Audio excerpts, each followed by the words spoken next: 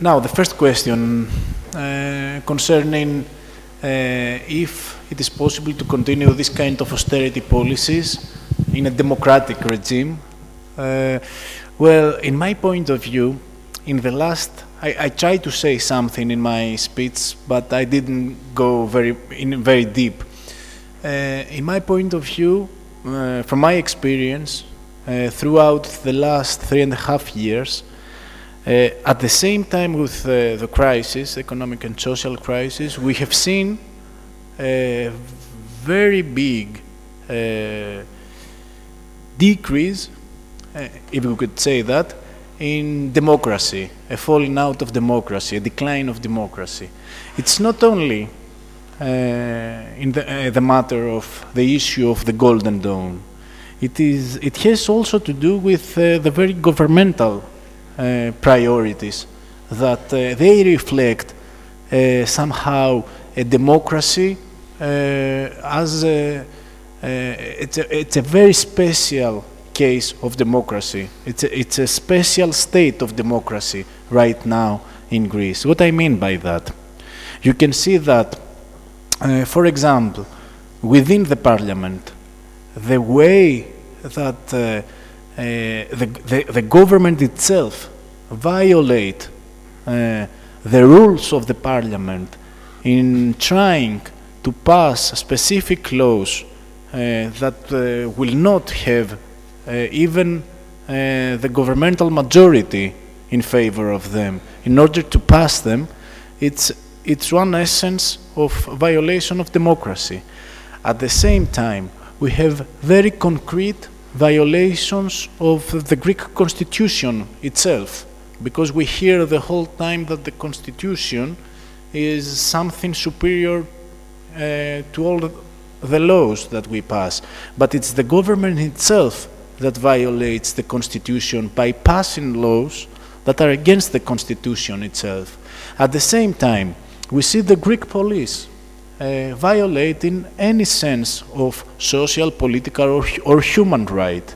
And of course, this is a specific policy guided by the government, because they know very well that in order to pass this kind of austerity measures, and because they know very well that if they want to do that, they will have to face all this social disobedience, and that's why they have a very, very tough and strong police repression of any kind of demonstration or social reaction.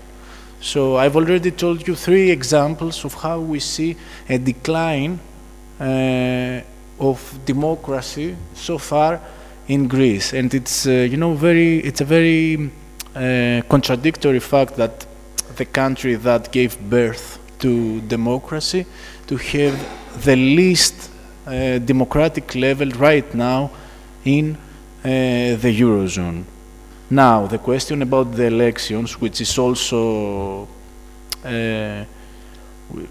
this is another side of democracy. I don't know if you remember almost 1.5 years ago, when the Papandreou government was replaced actually by Papademos, who was the vice president, the former vice president of the European Central Bank, and actually we had a government of technocrats because they were very much afraid to go to national elections and to have their program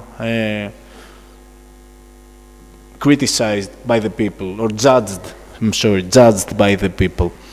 And it is vital to say that in the previous elections of June, the one that New Democracy came first by 29% and Syriza second by 27%, the program of New Democracy, the program of this government, was completely the opposite of what they did.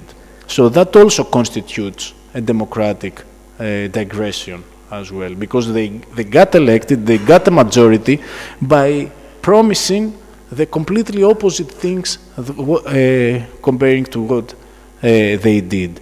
So right now we want to have elections. One of the reasons that we say that we want elections is that we have a government right now that performs exactly the opposite things than what they said that they will do, and they stole in this way the vote of the Greek people.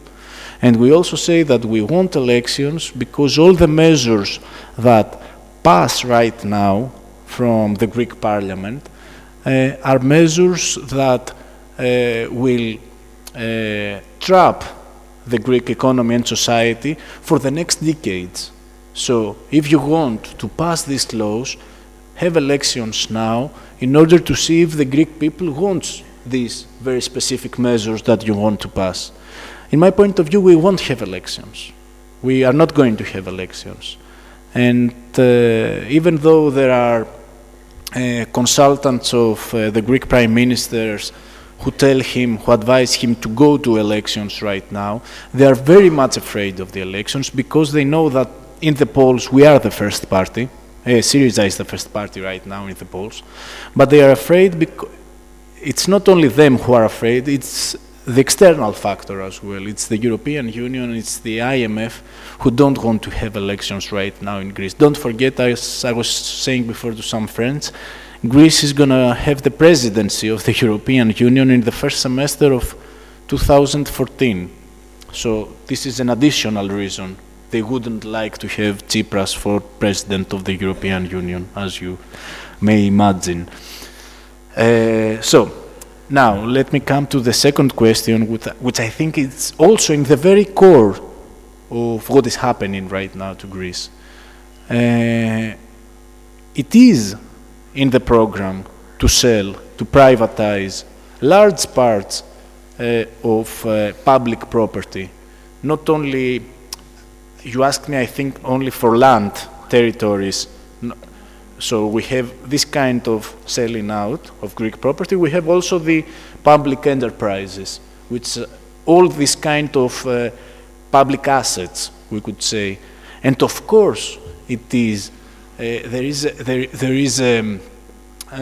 through this procedure of internal devaluations, there is also a very big devaluation of Greek property and Greek assets as well. For example, it's not only land, it's also there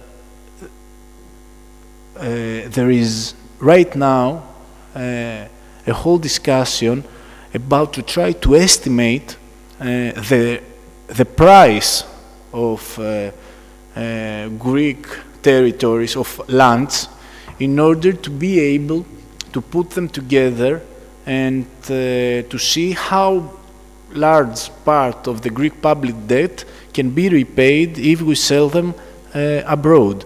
That was from the beginning of the discussion, and we have read a lot of researches and studies from various think tanks that were trying to estimate the price and the value of, very nice territories next to the sea or in Greek islands, because right now there are whole Greek islands that have been sold to various people.